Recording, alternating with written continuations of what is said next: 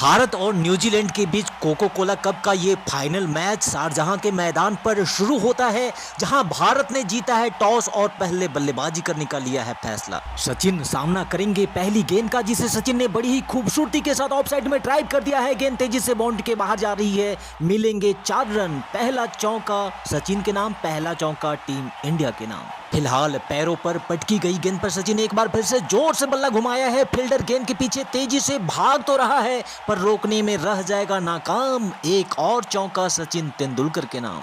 यहाँ गांगुली सामना करेंगे अगली गेंद का, जिसे गांगुली ने बहुत ही अच्छी टाइमिंग के साथ खेला है। हालांकि शॉट में दम भले ही था थोड़ा कम, लेकिन टाइमिंग इतनी लाजवाब कि मिलेंगे पूरे 4 रन। फिलहाल सचिन के बल्ले से निकला है एक और मास्टर ब्लास्टर शॉट, नहीं मिलेगा यहाँ फील्डर को कोई मौका। सचिन के खाते में आएगा एक और चौका। सचिन और गांगुली की बेहतरीन शुरुआत और खुशी से झूमता शारजहां का यह स्टेडियम। 7 ओवर के बाद भारत 39 रन बगैर किसी नुकसान के। वहीं 8वें ओवर में इस बार सौरभ गांगुली के पास था हाथ खोलने का मौका, जिस पे ऑफ साइड पे जड़ दिया एक दनदनाता हुआ और चौका। यहाँ न्यूजीलैंड के गेंदबाजों की कुटाई दोनों छोरों से हो रही थी। यही कारण था कि न्यूजीलैंड के गेंदबाज अभी से ही पूरी तरह से प्रेशर में दिखने लगे थे। सचिन के लिए अगली गेंद, जिसे इस बार सचिन ने लॉन्ग ऑन की दिशा में खेला है।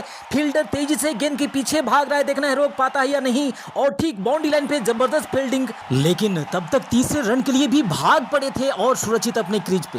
11 ओवर और 2 बॉल के बाद अब भारत 56 रन बगैर किसी नुकसान के। ओवर की अगली गेंद गांगुली के लिए, और गांगुली को यहाँ बॉल डालोगे तो बक्से नहीं जाओगे। एक और चौका सौरभ गांगुली के नाम। अभिमन्यु के चक्रव्यूह की तरह ऑफ साइड में जितना भी फील्डर भर दो, लेकिन दादा के शॉट को रोकना तब मुश्किल ही नहीं बल्कि नामुमकिन होता था। फिलहाल सचिन ने बैकफुट स्क्वायर लेग पे जगह बनाकर गेंद को हवा में उठाकर खेला है। आसमान की सैर करती गेंद गिरेगी सीधे दर्शक दीर्घा में 6 रनों के लिए। सचिन जब टच में रहते थे तो सामने वाला गेंदबाज, चाहे स्पिनर हो या फास्टर, शामत की रात आती थी उनके लिए। 14 ओवर के बाद अब भारत 72 रन बगैर किसी नुकसान के। 15वें ओवर की शुरुआत होती है। सचिन सामना करते हैं पहली गेंद का, जिसे सचिन ने लॉन्ग ऑन की दिशा में उठा करके मारा है। फील्डर की ड्राइव लगा करके भरपूर कोशिश, लेकिन रडार से बाहर। एक और चौका सचिन के खाते में जुड़ेगा। सचिन की विस्फोटक बल्लेबाजी से झूमता ये स्टेडियम, और दबाव में अब न्यूजीलैंड के गेंदबाज। लेकिन इसी बीच सचिन ऑफसाइड पे एक और बड़ा शॉट लगाना चाहते थे, पर 30 गज घेरे को पार नहीं कर सके।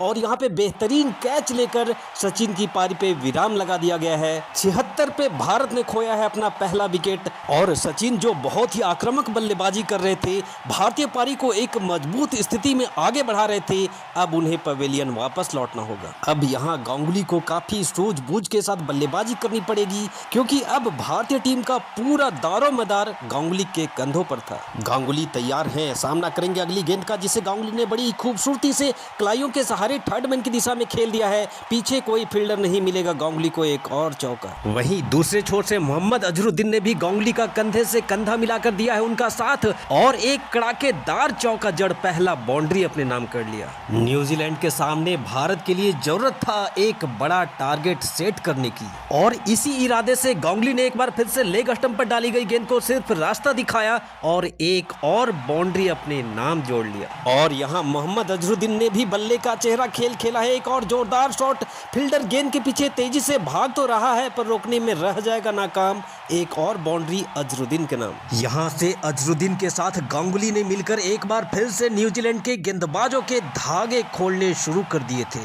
गांगुली के बल्ले से निकले इस चौके के साथ ही अब भारत ने 25.3 ओवर के बाद 123 रन बोर्ड पर लगा दिए थे। यहाँ से आगे भी गांगुली ने अपनी दहाड़ को बरकरार रखा और बॉलर के सर के ऊपर से एक और गगनचुंबी छक्का जड़ डाला। गांगुली की विस्फोटक बल्लेबाजी से अब तक न्यूजीलैंड के गेंदबाजों को ये मालूम भी हो चुका था कि ये कोई ऐसा वैसा खिलाड़ी नहीं, बल्कि ये वो खिलाड़ी है जो आगे चलकर पूरी दुनिया के गेंदबाजों की वाट लगाने वाला था। गांगुली जब भी आगे बढ़कर कदमों का इस्तेमाल करते थे, हम मैच देखने वाले ये आश्वस्त हो जाते थे कि गई गेंद बाउंड्री के बाहर। लेकिन इसी बीच गांगुली हल्के हाथों से खेलकर तेजी से रन चुराना चाहते थे, पर दूसरी छोर पे अजरुद्दीन जब तक क्रीज पे पहुंचते डायरेक्ट हिट लग चुकी थी, और इस तरह से 148 के स्कोर पर अजरुद्दीन के रूप में भारत ने गवा दिया था अपना दूसरा विकेट। नए बल्लेबाज नवजोत सिंह सिद्धू देंगे अब गांगुली का साथ, लेकिन यहाँ नवजोत सिंह सिद्धू मैदान पर नहीं जमा पाते हैं अपने पांव और मात्र 2 रनों की पारी खेल अब नवजोत सिंह सिद्धू टीम को संकट में छोड़ पवेलियन की राह पर थे।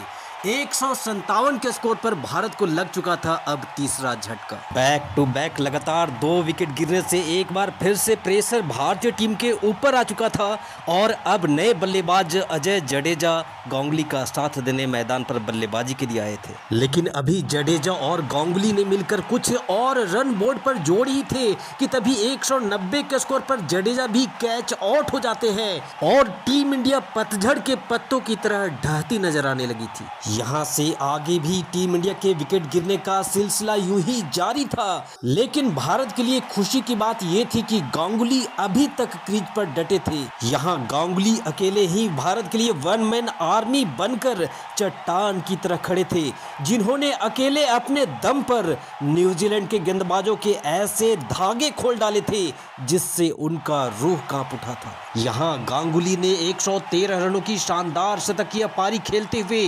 भारत के स्कोर को निर्धारित 50 ओवर में 219 रनों के एक सम्मानजनक स्कोर तक पहुंचा दिया था। अब इस टारगेट को डिफेंड करने की जिम्मेदारी भारतीय टीम के गेंदबाजों के हाथों में थी, जहां पहला वार अजीत अगरकर ने किया और अपने पारी के पहले ओवर में ही न्यूजीलैंड के पहले ओपनर को पवेलियन का रास्ता दिखा भारतीय टीम को पहली सफलता दिला डाली थी। अजीत अगरकर की शानदार गेंदबाजी, जिसका हॉवेल के पास कोई जवाब नहीं था। 0 के स्कोर पर बिना खाता खोले ही हॉवेल अब पवेलियन की राह पर था। यहां से न्यूजीलैंड की टीम अपने आगे के प्लान के बारे में कुछ सोच समझ पाती उससे पहले ही अगला वार वेंकटेश प्रसाद ने किया और महज 24 के स्कोर पर ही न्यूजीलैंड को 2 बड़े झटके दे डाले थे। यहां से आगे भी भारतीय गेंदबाजों ने अपने मोमेंटम को बरकरार रखा और पारी के 8वें ओवर में वेंकटेश प्रसाद ने नथन स्टेल को कीपर के हाथों में कैच करवा मात्र 33 के स्कोर पर ही न्यूजीलैंड को 3 झटके दे डाले थे। भारतीय गेंदबाजों की सही लाइन लेंथ और सटीक गेंदबाजी से न्यूजीलैंड की टीम पूरी तरह से बैकफुट पर आ चुकी थी। मात्र 85 के स्कोर तक जाते जाते न्यूजीलैंड अब अपना चौथा विकेट भी गंवा चुका था। यहां से आगे न्यूजीलैंड के कप्तान स्टीफन फ्लेमिंग ने 75 रनों की जबरदस्त पारी जरूर खेली, पर 205 रनों के स्कोर तक जाते जाते न्यूजीलैंड की पूरी टीम ऑल आउट हो जाती है और इस तरह से भारत ने 15 रनों से इस मैच को जीतकर फतह का तिरंगा लहरा दिया था। तो टीम इंडिया के इस विजयी फतह के नाम इस वीडियो पे एक लाइक जरूर दीजिएगा और जाने से पहले हमारे चैनल को सब्सक्राइब करना भी बिल्कुल मत भूलिएगा। Thanks for watching this video. जय हिंद, वंदे मातरम।